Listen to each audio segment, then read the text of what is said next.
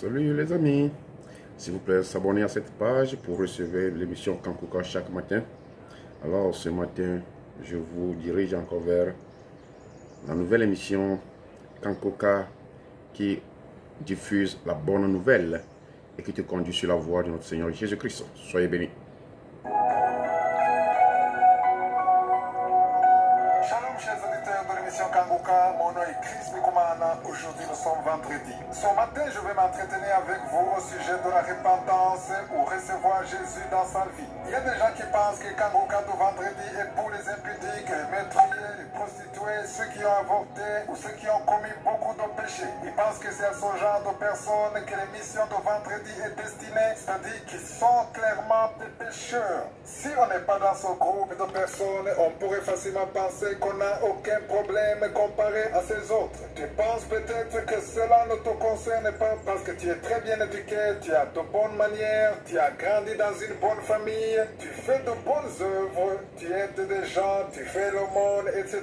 Sache que tout ce que tu fais de bien ne fait pas de toi une personne sauvée. Tu es peut-être une fille et tu n'as jamais couché avec un homme, et tu n'as jamais eu de copain, ou alors tu es un garçon qui n'a jamais eu de copine, tu n'as jamais eu de relation sexuelle avec une fille, tu n'as même pas vécu dans la masturbation, dans la pornographie. Tout ce que tu fais, c'est étudier et tu vis bien avec ton entourage. Peu importe à quel point tu penses que tu es parfait, la parole de Dieu dit que tout le monde a péché. Nous sommes tous nés dans le péché, même ceux que nous pensons justes. Dans ce monde, le péché règne. Ce n'est pas moi qui l'affirme, c'est la parole de Dieu qui le dit. La parole de Dieu dit que tous ont péché. C'est pourquoi tout le monde a besoin de salut. Tout le monde a besoin de Jésus sans considérer les bonnes manières, les bonnes œuvres, la bienfaisance et la libéralité.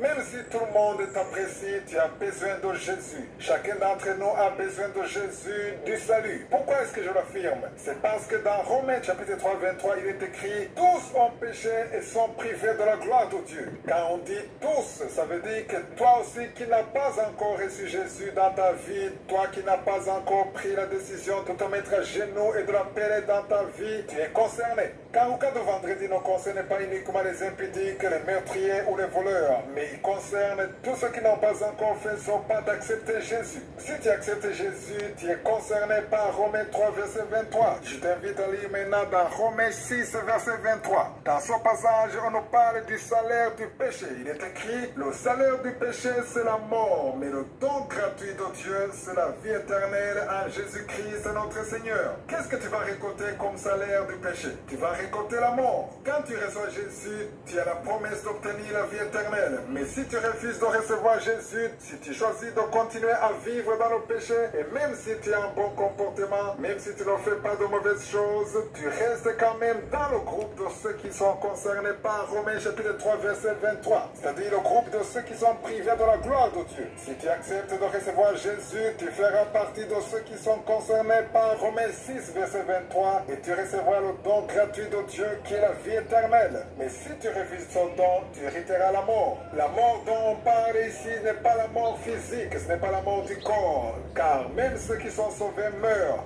Même les serviteurs de Dieu finiront par mourir. Même ceux qui sont remplis du Saint-Esprit, ils meurent aussi. La mort dont on parle ici n'est pas la mort physique, mais c'est la mort de l'âme. C'est cette mort qui t'empêchera de voir le ciel et tu iras dans un endroit terrible. Je ne te souhaite pas de connaître cette situation. Si tu veux recevoir la vie éternelle, tu peux te mettre à genoux là où tu te trouves et tu vas appeler Jésus pour qu'il vienne dans ta vie. Si tu veux qu'on t'aide, tu peux nous appeler au plus 32 486 87 43 70.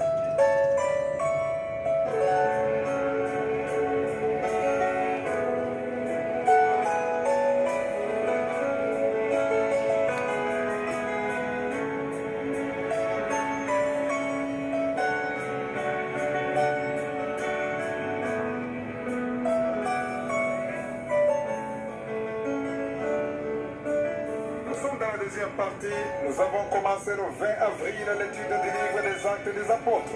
Hier, nous avons commencé l'étude du 7e chapitre. Étienne avait été choisi parmi les 7 diacres. Il était rempli du Saint-Esprit et il avait aussi un bon témoignage.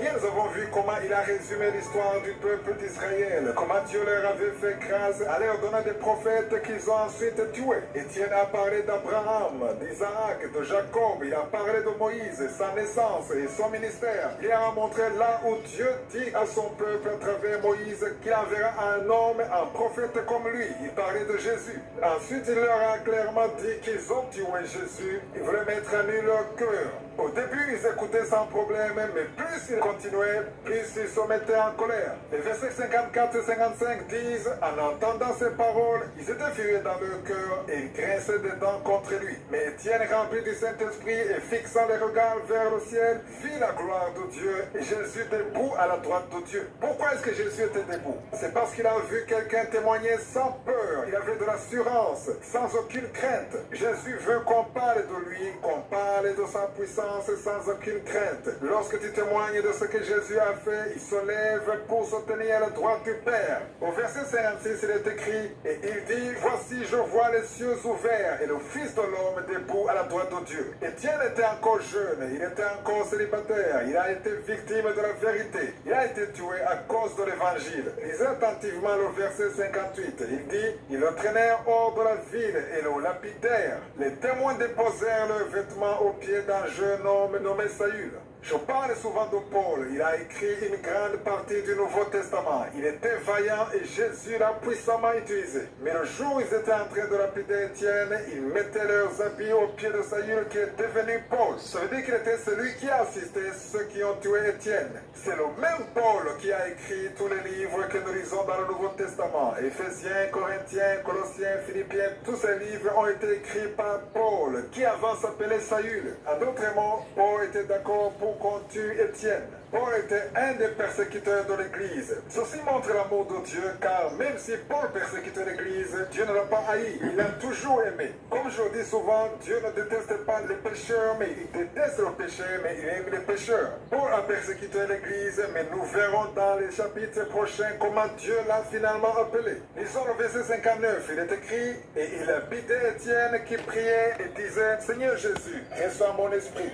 Il y a une chose qui m'a toujours étonné sur Étienne. Les serviteurs de Dieu qui sont persécutés aujourd'hui, ils maudissent ceux qui les persécutent. Ils disent du mal d'eux et se lamentent tout le temps. Ils se fâchent contre eux, ils sont frustrés. Mais Étienne n'a pas fait tout ça. Au verset 59, il a dit, Seigneur Jésus, reçois mon esprit. Et quand il était persécuté, il a appelé Jésus. Et ici, je vais te poser une question. Quand tu es persécuté, qui est-ce que tu appelles? C'est une leçon que nous devons tirer de cela. Au verset 60, il est écrit, puis s'étant mis à genoux, il s'écria d'une voix forte, Seigneur, ne leur impute pas son péché. N'avons-nous pas déjà entendu ces paroles, les paroles qu'Étienne a prononcées? Il a dit, ne leur impute pas son péché. Mais nous avons déjà entendu quelqu'un qui a dit ça, c'est Jésus. Jésus, quand il était sur la croix, il a dit la même chose. Étienne avait l'esprit de Jésus, il avait l'attitude de Jésus, c'est pourquoi Jésus a été touché et il s'est levé. Jésus s'est levé parce qu'il avait un homme qui était comme lui, qui parlait comme lui, qui mettait en avant les intérêts du royaume de Dieu. Étienne a été tué à cause de la vérité et des paroles qu'il a dites, même si ceux qui le persécutaient n'ont pas cru en ses paroles, mais ils ont quand même entendu ce qu'il a dit. Ne crains pas de dire la vérité, car chaque fois que tu diras la vérité, Jésus sera avec toi. Et même s'il arrivait que tu perdes la vie, au moins tu iras au ciel. Lundi de la semaine prochaine, nous continuerons avec l'étude de ce livre. Lisez les 4 chapitres qui suivent tout en méditant sur tout ce qu'on a déjà vu. Je vous rappelle que demain, il y aura la prière pour les malades. Soyez tous bénis. À lundi si je suis le vœu.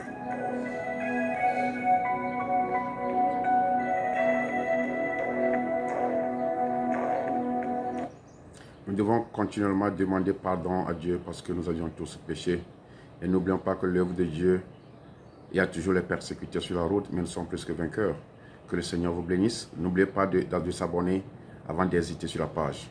À la prochaine. Ciao, ciao.